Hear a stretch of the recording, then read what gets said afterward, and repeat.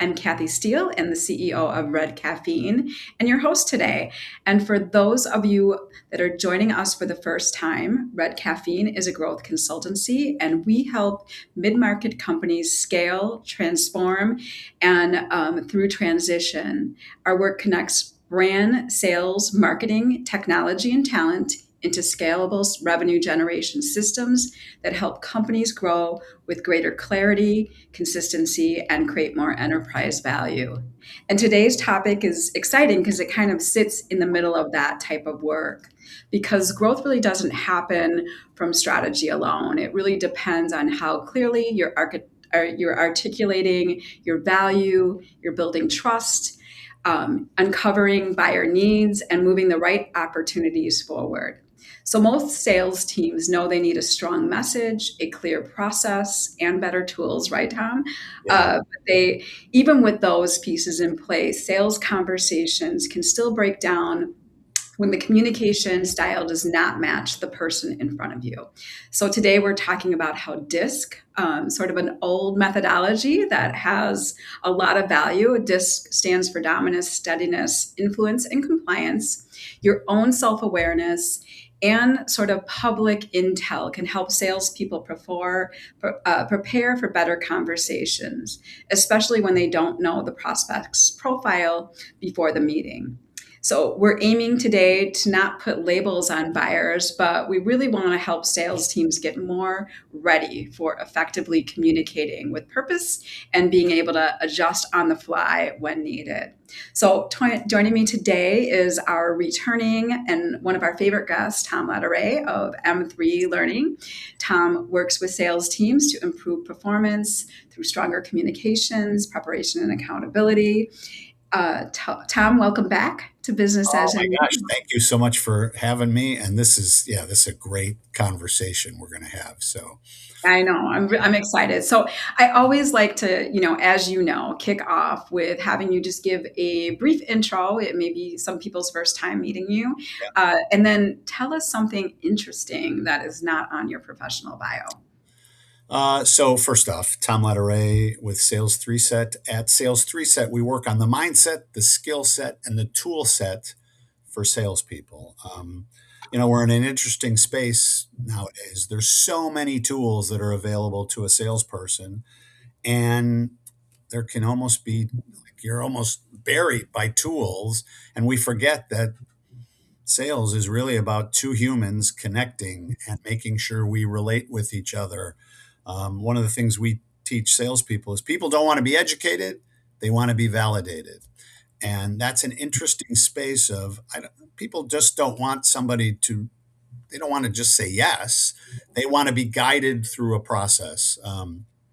Our founder, I met Skip Miller 20 some years ago. He used to say, people want to buy, they just don't want to be sold. And we all have this vision of what a salesperson is, the Joey Bad Jacket of the world, right? And hey, how Yes. you doing? How's it going? Don't you worry about it.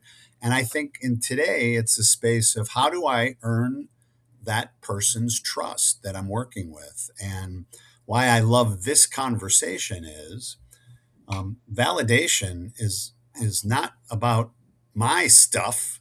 It's not about me being a great conversationalist or anything. It's how do I connect with the human and help them see me as a trusted advisor versus a pushy transactional salesperson. So that's what we do. We work with salespeople and sales teams doing that. Um, Probably the thing a lot of people don't know about me, I'm a published children's book author, which is kind Oh, of a lot of yeah. fun. Published four children's books, and that's kind of a passion of mine. And I'm working on two more coming out hopefully in the next year. And so that's just a fun way to unleash some creativity so that I don't become a serial killer.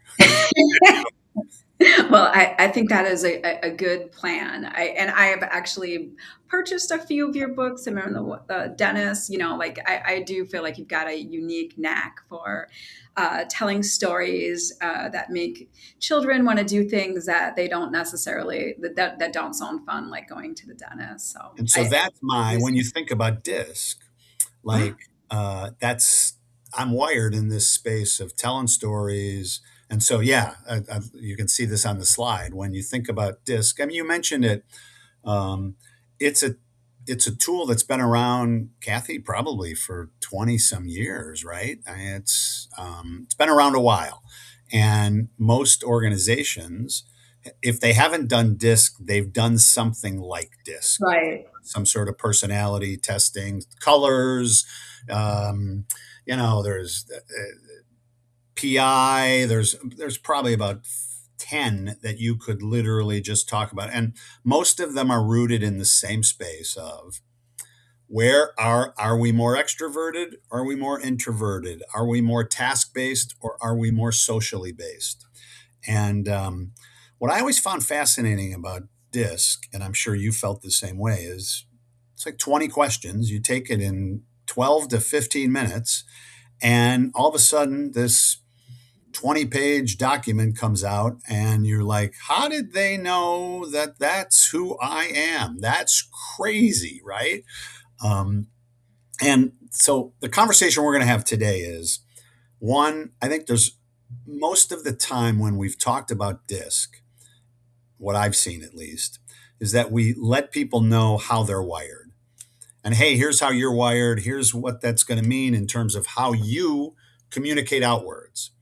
Um, what I tell salespeople today is it'd be nice if I could give the test to a prospect or a client. Hey, before we have our first meeting, would you mind? It'll only take you 12 minutes. Just fill out this test, so that'll give me an idea of how Right. you're wired, right? But if we have an understanding of what these four quadrants look like, there are some powerful things we can do in our first meeting.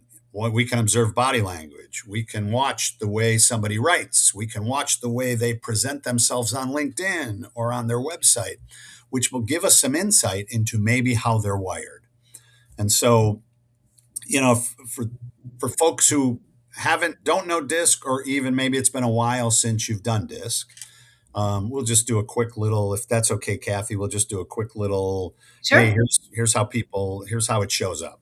So, uh, folks who are extroverted and very task based, these are what they call high Ds, dominant. They want things done now. They want very little information. They want to make decisions very quickly. A lot of times your high Ds will, yeah. What do you got now? You'll see them on the phone. You'll see them multitasking. Don't worry, I can do all this. And so that's typically how high Ds operate. How high Is, I'm a high I. I love to use my hands. I love to tell stories. Um, there's a great trainer, Pete Hinenjoso, I think is how he says it. He says, you think about these visuals, high Ds, a lot of like this. High Is, it's like this. High S, one just wants to be hugged. The high S is very socially oriented, but they're introverted. They don't want to be the front and center, but they want to have a happy team. Your high S's are probably the people in your organization who put the potluck luncheons together. They make sure that everybody that we're doing group outings and things like that.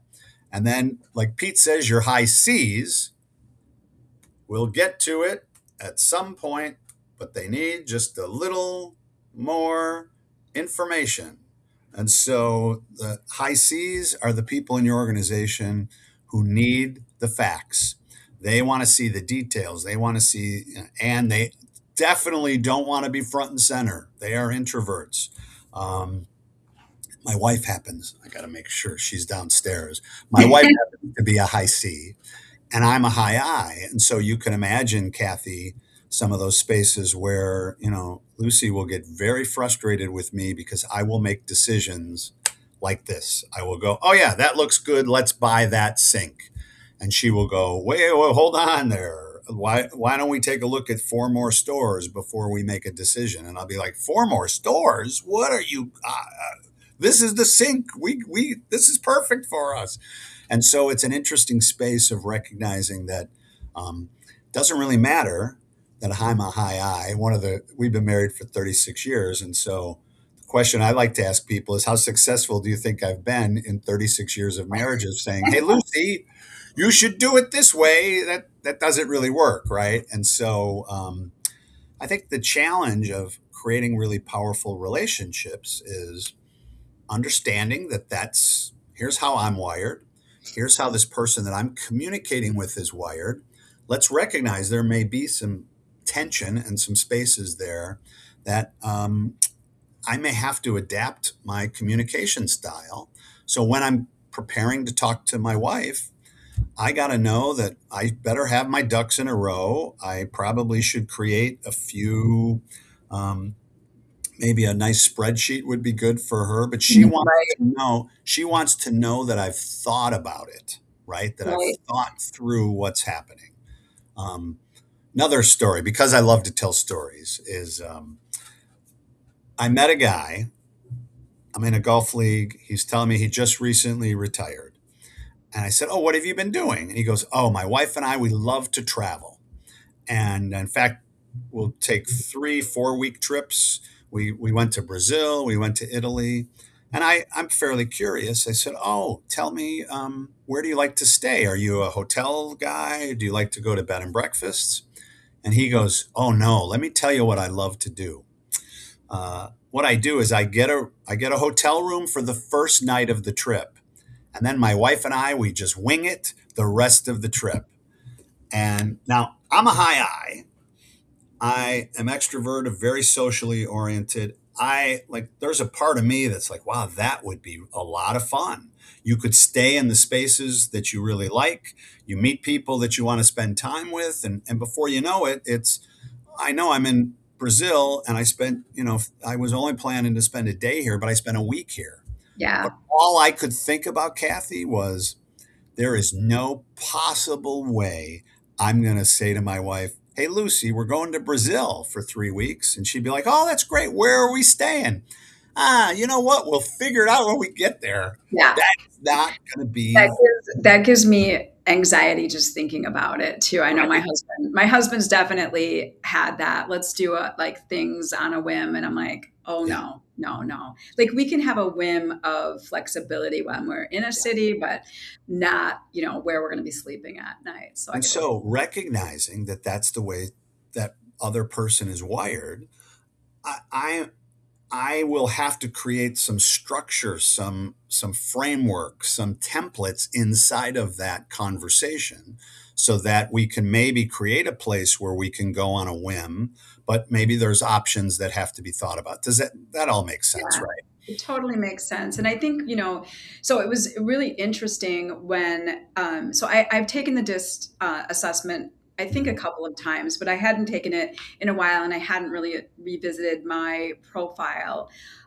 So, let's talk a little bit about Yeah. like the starting point, actually knowing where you fall in this dynamic. What is your DISC profile? So we've got my DISC profile sort of ready percent. So, you know, what are some of the kind of most important things to know about your own personal personality in order to help you prepare for being in front of somebody that is either like you or Yeah. completely different from you?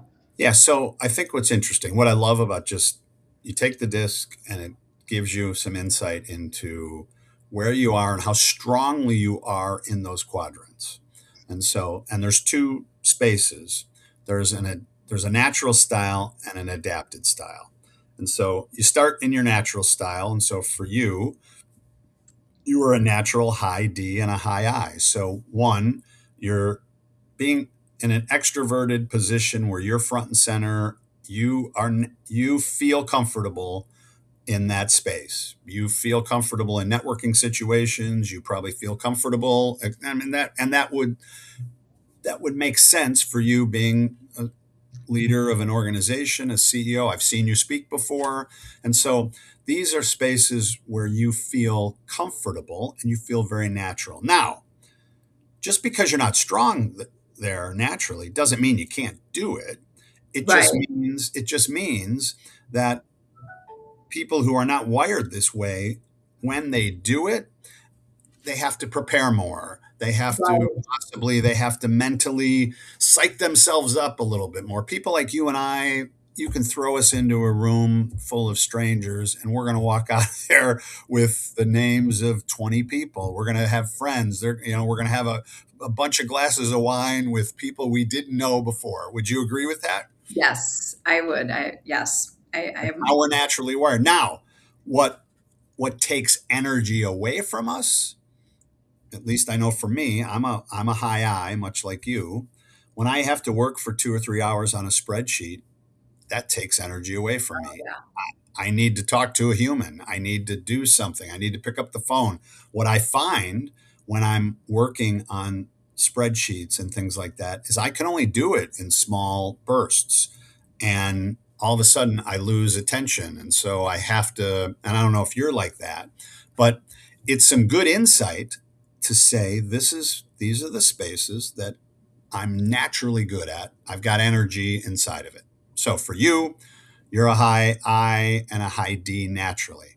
Your adapted style is interesting because as a leader of an organization, you probably have tried to tamp down your high I-ness and you're focusing more on results and trying to move things.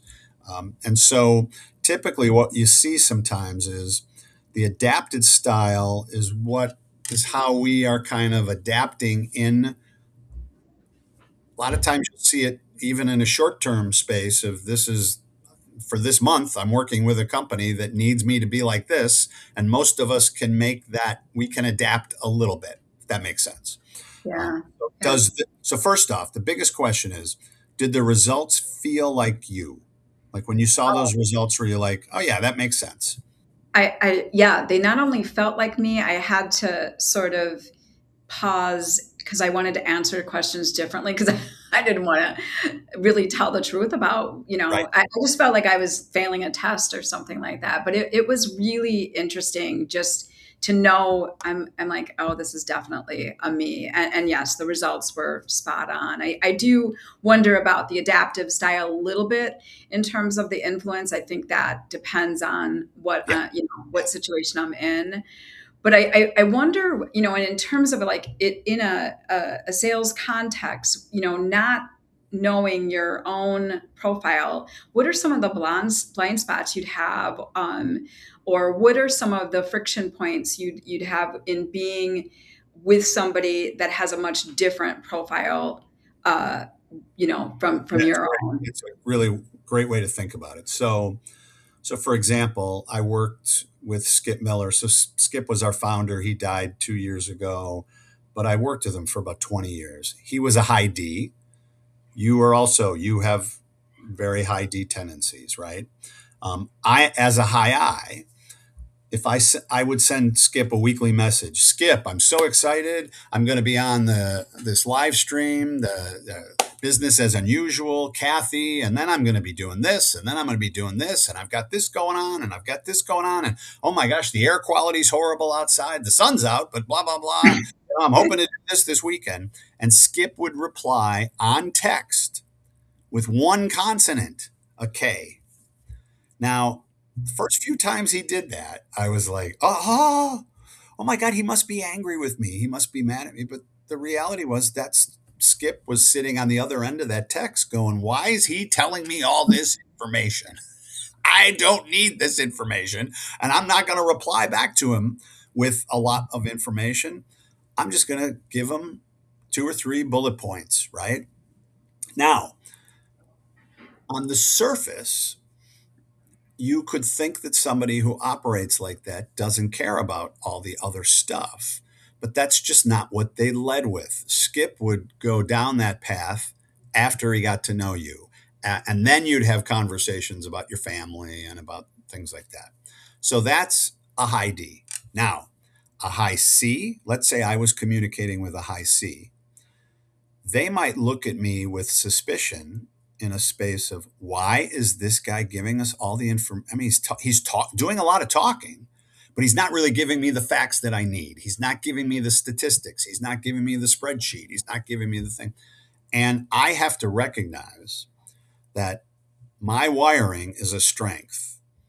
But for many people, 75% of the world, they may view my wiring as they may come to me with a little bit of trepidation and maybe some suspicion, maybe like, why is he doing this? If I want to be successful in sales, if I want to be successful creating a relationship, I better lead with curiosity to try to find out how that other person is wired so I can match their energy. I can try to mirror them. Now I want to be real specific. That's not me being manipulative. It's me trying to create a relationship. And I'm going to go back to people don't want to be educated, they want to be validated. That's one of the statements we make when we're teaching salespeople is people don't want to be pushed into a sales. They want to be led. They want to work with a trusted advisor. And so if I want to be seen as a trusted advisor, I have to figure out a way to kind of match your energy. Now, Yeah. how do you do that without having somebody take a test? Right. Now, Right. Right. I would say, Kathy, is I think you can do it fairly easily just by being open, being aware. So if you think about body language, written language, and verbal. So let's say I asked you, "Hey, how was your weekend?" How would a high D respond to "How was your weekend"? Probably a little bit shorter explanations because they kind of want to get to it. They're Yeah, here for yeah, I this. don't even remember what I did this weekend, but what are you here for again? Boom. They may Right. not even talk about the weekend. A high I, buckle up, buddy. They're going to talk for 20 Well, minutes, right? Um, yeah, sometimes I have to force myself, like, with to be patient with, yeah. How do you the think a high S is going to answer? So they're socially based, but they're introverted. How will a high S answer? What types of things might you hear a high S say? How was your weekend? yeah, I think they're going to talk a little bit about more like their family dynamic or, things that are a little bit more closer to to their personal world. You'll hear things like, we did this, we did Yeah. it. A high C will tell you kind of, I mean, they might not look you in the eye while they're telling you this, but they'll probably tell you the process of what they did. Mm, yes. Friday afternoon, we did this. Then we went from there to here. And then Saturday morning, we did this. And so even just something as simple as, how was your weekend? You can get some insight into how that other person is wired. Yeah. I'm a Yeah. big fan of doing pre-meeting research. When you take a look at how somebody writes, how they represent themselves on LinkedIn, they will tell you, they'll give you some insight into how they might be wired. Does that make sense? Yes. I mean, I think I've even gotten that feedback where, somebody told me, this is going back years, but they're like, you're sort of curt. Because I would write these very short emails because when I would get a really long email, I'd just close it. I'm like, I don't want to process all this right now. I've got to come back to it. I am much better with that kind of short to the point communication style. So I didn't realize that I was coming across as non-friendly and curt because my emails are very We short. were doing a program with a customer service team, and one of the mechanical reps was a high C. Mm, And so, as a high C, all about the facts and the figures. And so he put this 10-page specification booklet program together. And he said, I have salespeople in my organization. I give them this specification book, and they don't even reference it. I don't even know if they read it. He goes, and right. I'll tell you, that's offensive to me. I spent a lot of time on that book. I spent a lot. And so what's interesting is now, as a high I don't I don't need that data. Or I mean, I need it, but I don't Somebody to love put it. it in like short If you snippets. had given it to me in a paragraph, that'd be much better because I'm not going to read the 10 pages.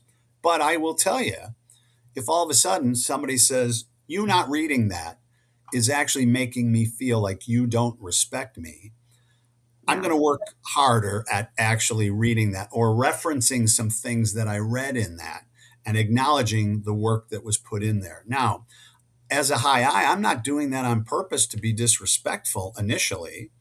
But if I don't understand that's what a high C needs, I might disrespect my teammate, my client, my partner all the time without even recognizing I'm doing it, right? Yeah, So, Tom, I'm curious, what other, because I know, like, I feel like we can get so much more information about who we may be in front of. There might be some different single signals we're seeing about what the corporation values and where their mind is at. So you can do so much yeah. about Mhm. being prepared. I mean, I wonder, number one, are sales teams doing that preparation? And number two, like, what other things could you look at to really understand not just what the company is doing, but really what the key people that are going to be in the room with you are valuing and their We've had personality? we've had some great success. I know you're using AI and you're starting to get really good at it. What's been interesting for us is we've actually created some prompts, and I'd be more than happy to send anybody these prompts, but we're including DISC in the prompt work. We're Yeah, saying, hey, these are the DISC criteria that we're looking for. Here's some information. Please go to this website, go to the LinkedIn page. Give me some thought process on how this person might be wired based on what you're reading, what you're seeing, what information they're putting out there, and what might be some of the things that are really important to them. So, yeah, just doing some of that research work alone is really powerful. The other, and this is an old style story, but our president, Christine Rogers, who was in one of your, I think we yeah, spoke to her about 6 months ago, yes, um, she fantastic. runs a rescue service for boxer dogs, and she's been doing this for 20 some years. If you go to her LinkedIn page, it's like the second or third thing on her LinkedIn page. And Christine runs the gamut between a D and a C. She's very tasked. She's really good. And one of the things that she said was, in 20 years, only two salespeople have ever referenced the fact that I put that on. And she goes, and I took both of those meetings. I think we honor people by doing research and by acknowledging what they're putting out into the world, especially on LinkedIn, Instagram, I mean, if I'm going to spend time putting it in my profile, we should mention that. We should mention the Right. fact that we saw it and we noticed it. I read your about, if you ever, when you look on LinkedIn, there's that about me section. Yes. People will tell you what's important to them. And I'll bet you, Kathy, what percentage of salespeople you think read that before a first meeting? I think it's probably pretty low. Probably less 30. than, probably, I was going to say less than probably 25, 30%. Now think about how strong that would make you look in a first meeting. I looked at your LinkedIn page. You said these things were really important. Tell me more about that, Kathy. That's really interesting. I mean, we just recently hired a candidate that told her bio in the way we formulate our bios online. And I mean, Yeah. instantaneously rose to Yeah. the top of the interview process. So there's just so many things around being resonant with the person you're in front of. Sales is such an important aspect, but there's so many, ways to use DISC and really thinking about the person that you're with. So key, definitely, we all know the first stage of a sales process is to target and do some research. And Right. so I think you honor people, you validate people by doing research. Don't just wing it. Don't just show up. Do a do some research. And you don't have to do you don't have to do 5 hours of research, but just get consistent and do probably try to look for two or three things that I can bring up in a meeting that will show somebody that I actually took a look at what's going on. Take a look at their website, their LinkedIn page. Take maybe Google. What I'm a big fan of, Google or AI. I'm getting ready. Let's say we're getting ready to call a CFO and they're in the pick an industry. What's an industry that you guys work a lot in? Manufacturing or, So yeah, getting ready to construction. call a CFO of a manufacturing industry in the metalworking space. Boom. Right. What are the biggest challenges? What are the biggest risks that the metalworking space is going through in today's world? And if I was the CFO, what are my top 5 challenges?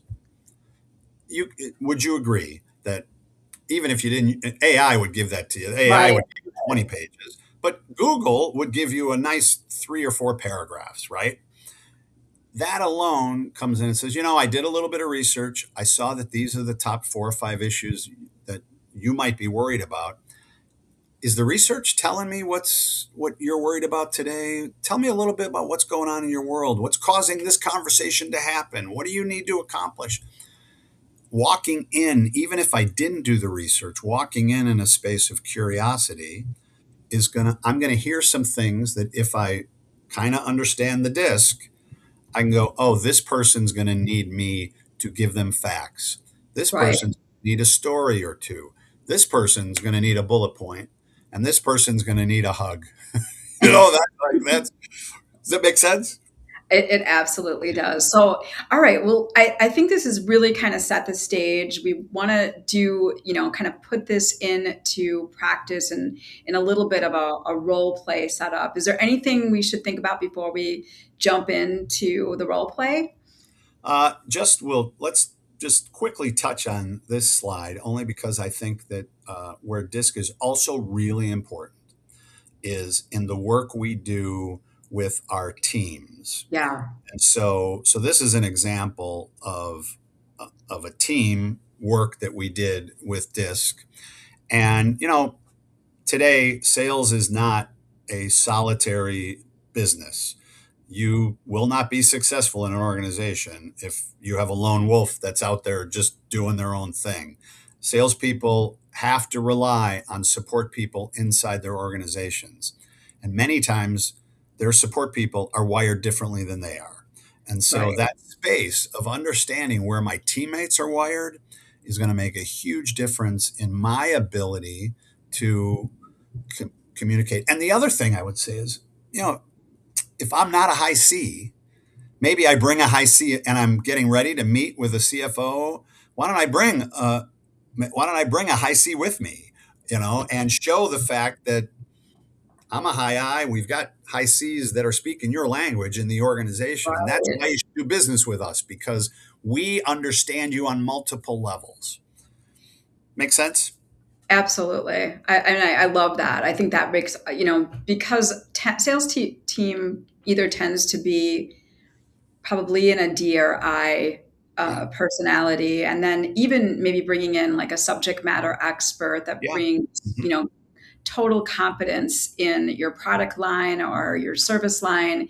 And they're going to have a much more measured presentation style, but they're going to be able to get to the facts and really balance out the enthusiasm of somebody that's a D or an I. Then uh, So I don't have to be the expert. I can just right, quarterback. I can quarterback that conversation, and I know it needs some C right now. It needs a little bit of D.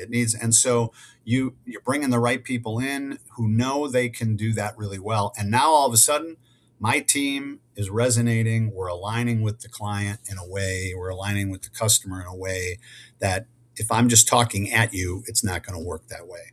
right. And it also gives you this natural opportunity to Yeah. like showcase your team's capabilities. I feel like you hear that a lot in sales situations where like, am I going to ever see you again after Yeah. the Mhm. close? So you want to make sure that there's like a natural introduction of other people that they're going to be working with on the team. And, it shows a lot of breadth of Yeah. Mhm. expertise able to bring in not just different personality types, but different skill sets into a room. We've talked about this before in another program, the above the line and below the line. Yeah, And I think it's above the line people love talking to other above the line people. Below the line people love talking to other below the line people. And your ability to put those people in connection. Oh, you should meet my boss. You should meet right, our CFO. We need to go through the law department. You should talk to our law. Let my law people talk to. Let my marketing person talk to your marketing person. right. Space of coordinating that, like you just said, Kathy, makes you look like a company that I want to do business with because I'm not just dealing with one person. I'm dealing with multiple people that I know are going to have my best interest in mind. It's so value add. Yeah. So, Okay. So let's say we're getting ready to. So, Kathy, why don't you pick an account maybe that pick somebody that you might be challenged calling on. Yeah, I think the scenarios that we wanted to kind of talk about. I felt like it was easiest to bring it from the red caffeine lens, Perfect. and our clients are facing some really significant challenges typically. And so let's say we're getting it, as we said, we work a lot in manufacturing. We're getting in front of a mid-market manufacturing. They're considering growth through acquisition. They're looking at bringing like a smaller company into their ecosystem to expand their capabilities and enter like a high growth market. So real scalable Yeah. opportunity. Mhm. Everybody's aligned that the acquisition makes a lot of strategic sense. They're going to be getting technical expertise. They'll be getting access to customers and additional production capabilities. But there's some real questions. So the leadership team is not really sure that these brands align or how to align these brands in the marketplace, that now they're going to have to combine efforts of their individualized sales team. So how do they sell Yeah. in this and that, or how do they sell in both or give optionality? And then is there really a plan to integrate these businesses that's going to create this optimized after purchase asset that they think is possible? So I'd like to look at it as getting in front of two different buyer types. One would be the CFO. We've talked a little bit Yeah. about Mhm. how a CFO might approach this, and one would be like a chief revenue officer. Love it. Yeah. And I think it's going to really be such a dynamic change. So, kind of going back to the start, like what would be some of the things we'd want to research in advance of getting in front of either one of those buyers? So probably the first thing, and this would be the space that we try to start almost every single sales conversation. What's the problem and what's the size of that problem? Yes. I really want to challenge salespeople, sales organizations when I'm getting ready to talk to a customer. What is the problem that they're having and what's the size of that problem? Now, and the problem is not, oh, I need better marketing. Right. Right. That's Yes. not it. It's and why do you need better marketing? What's the 3-year goal, the 5-year goal? What and how's that going? What are the challenges you're having?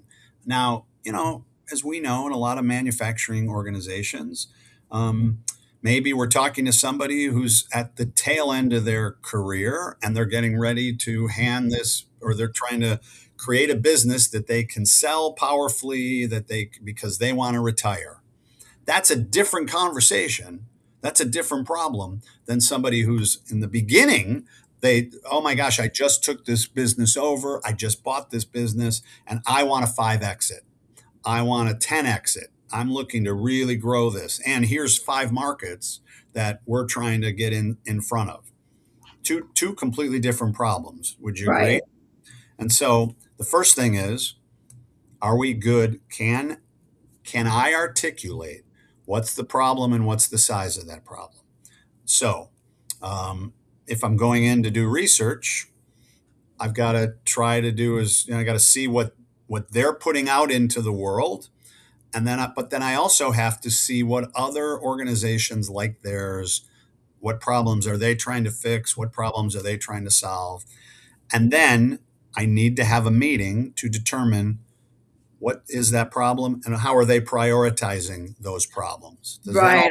all So yeah, like thinking about like what signals you could get from the marketplace research about what a CFO might want to be yeah, hearing early, or what the CRO would yeah. want to understand before they select their partner to help them with this So acquisition I'm a big integration. fan of, if you do the research, your first discovery call needs to sound something like this. Hey, Kathy, we work with lots of CFOs like you in mid-market manufacturing firms that are telling us these are the top 3, top 5 problems that they're having. Which one of those problems are you trying to fix, or which ones of those problems are you most worried about? And how's that going? Where are you on this on a scale of 1 to 10? One, maybe I'm at a 3 or a 4, but I need to get to a 7 or an 8. One of the things we talk about is, can you find the gap on those problems? I'm here. I need to get here. The great thing about asking a gap question is, Kathy, it doesn't matter if you're at a 2 wanting to get to a 6, or if you're at an 8 wanting to get to a 9 or a 10, or if I'm at a 9.5 and I need to stay at 9.5. There's a gap on any Right. of those issues, right? Our job is to find the gap. So first, we want to ask problem-based questions. What's bringing you into this conversation? What's causing you to have this conversation? I'm here. I need to get here. Okay. So find that. And when we go back to DISC, it's a space of, now I'm watching to see, how are my answers, or how is my conversation going to pull out or give information based on how you would like to receive that. Does that make sense? Yes, yeah. So if I'm gonna, can I Yeah. lean into my, all right, I'm in front of the CFO, and I'm just gonna kind of give a spiel that I prepared. So, hello, Tom. Thanks for making time for me today. Yeah. I know this acquisition represents a really meaningful growth opportunity, but also it's a considerable investment. Before we talk about marketing, I really want to understand the business case behind this deal. So, from what I can see publicly, the acquisition is going to expand your capabilities and open new market opportunities. But the question is whether the combined company will have the positioning, sales process, tools, customer communication strategy needed to turn that added capability into revenue. At Red Caffeine, we help mid market companies build a go to market plan that really connects all of those pieces and parts into a measurable growth system. So, in an acquisition scenario like this, our role is to make sure that the market understands the value of the combined offering and that your sales and leadership team have the strategy, tools, and messaging to make that investment pay off. We also work with your internal team. This is embraced across your entire organization, as well as the bolt-on business you're bringing into the fold. So what I would like to understand today is where you see the biggest risk in translating this acquisition into actual revenue growth. So So what worked? love it. So first off, um, what's the objective of a first date? If you were to think about a first date, I'm meeting somebody for the first time. What would you say are the two objectives of a first date? I guess to me it would be like getting to know them and Yeah. really understanding, who they are, what's important to them, Yeah. what they like to do, that kind of Love thing. it. Yeah, so that's one objective. I want to get to know you. And what's the second objective? And why do you need to know that? I want you to kind of get to know me a little bit and better understand if we're really a chemistry fit or we're a match. Because we want to determine if a second date makes sense. Is that Correct. fair? Right. Okay. Right. Now I'll hear a lot of people say, when I ask that question, what are the two objectives? They'll say, well, you want to get to a second date. And I'll be like, no, no, no, no, no. You want to see if a second date makes sense for both of you, right? Right. Okay. So if the first date is about me uncovering things about you so that I can determine if a second date makes sense, what I would say is, you want to minimize your second date stuff. So anything you say about red caffeine is second date stuff. Okay. Everything that's about you and the problems you're encountering and what you're going. So your leading was fantastic. Your lead is fantastic. And what I would say is, drop off the need to educate on red caffeine. You'll have time to do that. If we get the other person to talk, these are the problems we're seeing. These are the things that, when we're working with people, companies just like yours, CFOs just like you, they're telling us, boom, boom, and boom. Which one of those problems is causing you the most pain and challenge? They will talk your ear off. I was just at a I was just at a wedding in Aspen. A friend of mine, his son got married, and I love asking questions when I meet people. I'm amazed at how few questions they will ask me when they I are know. talking about. And but what ends up happening is they all walk away from that conversation and go, wow, that Tom is a great conversationalist. And I'll be like, I didn't talk at all. You Okay, did all the that is a talking. little hard to believe, Tom, but Right. okay. But you know what I mean though? It's like this interesting space. Oh my God, tell me more about that. Tell me more. And all of a sudden people open up. Yeah. They share in a way that if I talk at you, they won't. Now, here's what I would tell you. All the stuff you told me about red caffeine is important, but it's probably second date stuff or maybe later in that conversation. The best sales call you can have is when somebody says, well, we need to fix this, we need to solve this. And you go, yeah, that's what we do. That's exactly Yeah. what we do at Red Caffeine. You don't need to know how the sausage is made. We know we can do it. And you wouldn't be having this meeting with me if you didn't think that, right? Here's what I want you to recognize. The quality of your questions on the front end tell me how powerful your organization is, how well you understand my problem, how well you understand. You don't have to tell me that. Just asking me about my problems are going to go, wow, they really get me. They understand me in Mhm. a way. Does that make sense? Yeah, and so were there certain things that I should be talking about in that context earlier because I'm sitting in front of the CFO in this So, what situation? I would say is give me one of the statements you make about red caffeine, just one of them. Uh, sure. At Red Caffeine, we help mid-market companies build go-to-market plans that connect brand, sales, marketing, technology, Okay. and So, talent. instead of making that a statement, turn it into a question. Hey, are you guys, I'd love to know how are you guys turning this into that? How are you guys managing this and that? Does that you see the tweak there? Yes, I So do. instead of making a statement at Red Caffeine, we do this. At Red Caffeine, we help CFOs answer the question they're asking is, how can I solve this? How can I fix this? Do you see how that's kind of Right. it's a slight twist, but it gets me in the validation space of, oh, this is a problem I'm having. Does that make sense? Yes, absolutely, absolutely. So, all right, well, let's think about Yeah. this from a different seat at the table in the decision-making process. Now I'm in front of a chief Uh-huh. revenue Yeah. officer. Mhm. You know, you've already heard the spiel.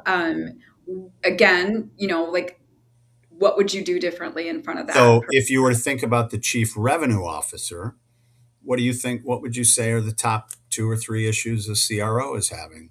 My You know, pipeline, how big my pipeline is, the speed of the pipeline, and how do I get my team? Probably in a lot of manufacturing organizations, we've been doing it this way for a long time. And how do I get my team to embrace new technology? How do I get them to do this? How do I get them to do that? Kathy, are those problems you guys are struggling with?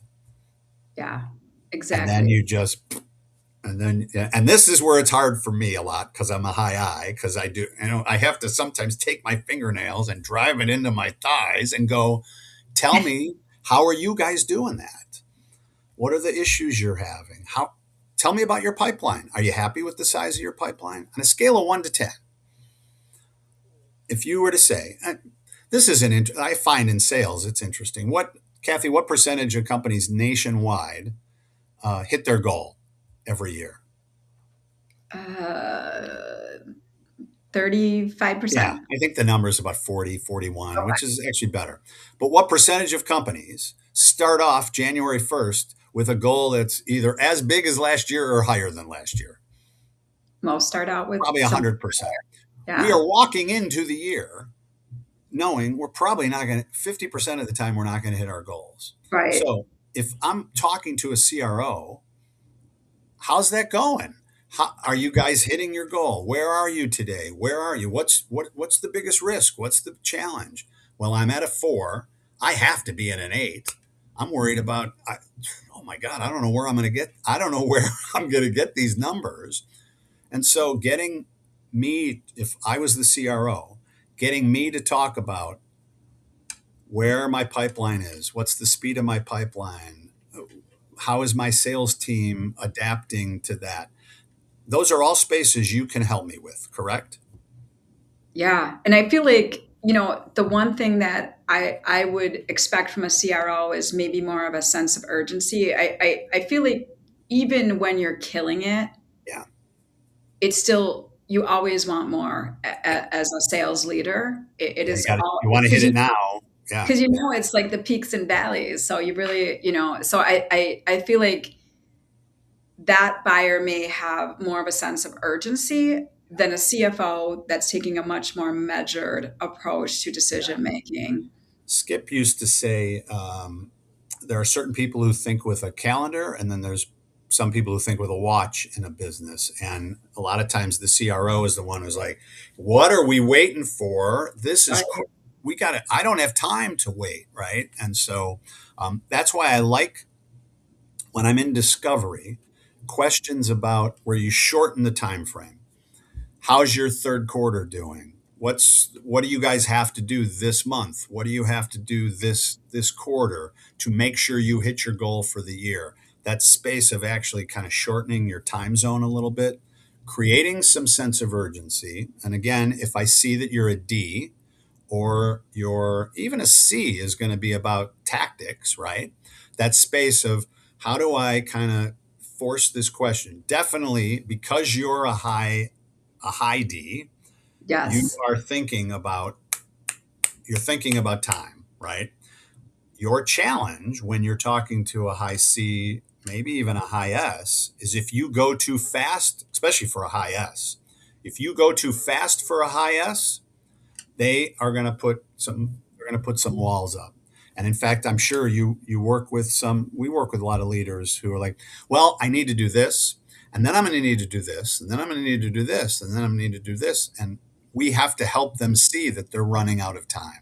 And that's Right. the challenge, right? Well, aren't you worried about, I mean, if you do this and this, that's going to take you 6 months. I thought you said you needed to have this solved by this date. So, Yeah. having a date conversation in your discovery, finding out what are the dates that they need to hit, what are the reasons for that, allows you to then put urgency into the conversation. Yeah. And I'm always also thinking about my own apps in the equation too. Like, how can we really scale up quick Yeah, enough to meet those types of aggressive deadlines and do a good job. So I think it's balancing like what you've got behind you, and then what that is in front of you, because and I would say if you're not having that time conversation, we call it an I date, an implementation date, a date that mm, you need to have this. Many times, once I uncover this, it allows me the ability to go, well, as a trusted advisor, in order for you to hit this date, you needed to make this decision 2 weeks ago. right, That space of right, yeah, you have that's run usually out the of case. time. You're running out of time. And that allows me to be seen not as a pushy transactional salesperson, but it allows me to be seen as somebody who is educating you through what you have to do to get to this point. Yeah. So, Tom, I know the hour is slipping away. I think it'd be great to just kind of wrap this up. If we've got leaders of organizations or leaders of sales organizations attending today, what if would be one idea that they should take away from today's conversation? Um, Probably the best thing for me is I want to attach to that time element. What we see happen so many times. There's a riddle we like to give. Trying to get across this bridge. In order to get across the bridge, I want to average 60 miles an hour. I'm halfway across the bridge. I've been averaging 30 miles an hour. What speed do I need to go at to hit this goal? Now, when we ask that question, people go, oh, probably 90 miles an hour, 120 miles an hour. But if you do the math, the reality is if I want to get across this 60-mile bridge and I want to average 60 miles an hour, that means I'm going to be driving for an hour. If I'm halfway across the bridge and I've been averaging 30 miles an hour, I've been driving for an hour. I've run out of time. And Right. the problem to your point is when I'm in above the line conversations at sea level, We have to make that conversation about time and urgency and energy. That's how we make decisions. And too many times we think time is this unlimited resource we have, but the reality is we're running out of time. And you waiting 2 weeks, 4 weeks, 3 months to make this decision, you're not going to hit this goal. I thought you told me this was where you needed to be. Right. And so doing a much better job of capturing this I date, the end date is critical for us to be seen as a trusted advisor who is helping them get here instead of a pushy transactional salesperson who's just selling stuff. Does that make sense? Yeah, and I think that, what's so interesting is how we all think of the back half of the year as 6 months, and just that, it is not 6 months No. of time. It's a much shorter timeline because you have the holidays and there's just so many other considerations to kind of back out of that half year mode. So you really, we always try and be ahead by the first 6 months of the year so that we, can meet the reality of our objectives, not, be at a point in time, just in the middle, because we don't have as much time in the back half of the And year. then to wrap up a bow, we started with a disc conversation, and every one of those quadrants on the disc is going to look at time differently. And so Right. we have to understand that just because we look at time a certain way doesn't necessarily mean that the other person is. So we're going to have conversations to help them see the urgency and the way they need to see it. Yeah. So Well, Tom, incredible stuff. this I, was a I lot mean, of fun. Thank again, you. just really love taking I'm so glad you suggested this topic of, and I know you're a certified disc Yeah. implementer, right? So, it really was really fun to re-examine my personality type, think about it in the context of not only my role in sales or my role in networking, but also my role as a leader. I think it's just a really valuable like self-assessment that you can have in your back pocket. Um, if I know we've got sort of your contact details, so if somebody wants to get a hold of Tom and talk to him more about their sales challenges or about DISC specifically, please connect with him. Let him know that you saw him on Business as Unusual, and just put that in the subject line when you reach out, and he'll And know. at a least case scenario, make sure we connect on LinkedIn. We share a lot of data and we share a lot of content on LinkedIn too. So You sure do. You sure do. So I also want to always acknowledge our sponsors. So M3 is a valued partner to us, and we also want to highlight HR Source. They're the go-to resource for employers, really helping organizations lead with confidence through HR guidance, compensation, survey data, and fractional HR expertise. So the one value I think both HR Source and M3 Learning bring is that our conversations on business as unusual really try and target both the people side of businesses and the revenue side of business. And both these partners really bring a lot of value to the equation there. So, next up, I'm also excited about this conversation. I'm going to be joined by a few of my other favorite people. Some of our red caffeiners, our own Amy Anderson, Christiana Henry, and Kelly Sierra will be joining me in August. And the cool thing about listening to this session will be the fact that every day these three leaders get to work alongside clients that serve an array of industries. They're helping leaders and leadership teams really decide where to grow their business, what capabilities to build inside their business, where to invest, and really truly how to prepare for what's coming next. So a lot of organizations come to us with a aspiration and a vision that is fairly clear, but they don't always know how to deliver that path forward. So we're going to take a peek behind the scenes at Red Caffeine, and our team's going to share what they're seeing across a number of growth-focused companies, how leaders are prioritizing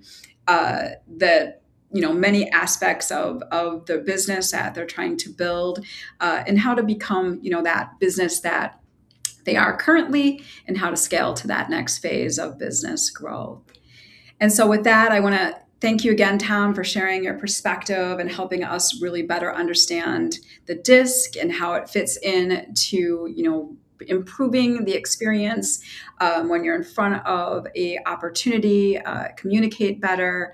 I obviously, really the big takeaway for me is salespeople have a lot of opportunity to do a lot of advanced preparation and getting in front of organizations and really understanding their business, but also, the potential of better understanding who that person is that is going to be buying from you and making that decision. So if today's discussion made you think differently about how your sales team prepares, communicates, or adapts to different buyers, that is what we were striving for. But if you have any questions about today's topic or anything related to sales, please feel free to reach out to Tom or myself. As we mentioned, we're both very active on LinkedIn, and we'd love to have a follow-on conversation about this topic or anything else. And then until next time, let's all keep Pleasure. challenging what's possible and building the kind of business people want to work with and work for. Thank you again, Tom. Thanks, Kathy. This was great. Appreciate it. Appreciate it.